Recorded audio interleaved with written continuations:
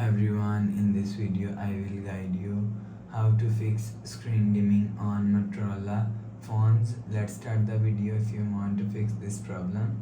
So first of all, go to app library, click on settings app. Now in setting, scroll down and click on display and make sure turn off dark mode. After turn off dark mode, go back to home screen. You will see a problem is solved. But if it not solved, if you want to fix this problem, again click on settings app.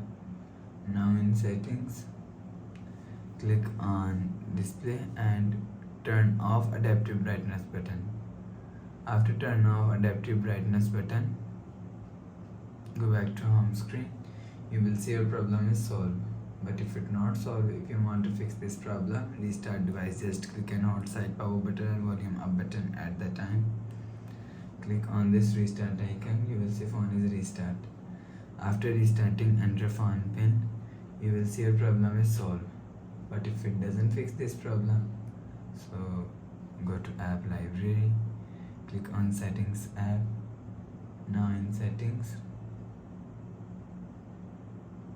click on system and reset option and reset all settings.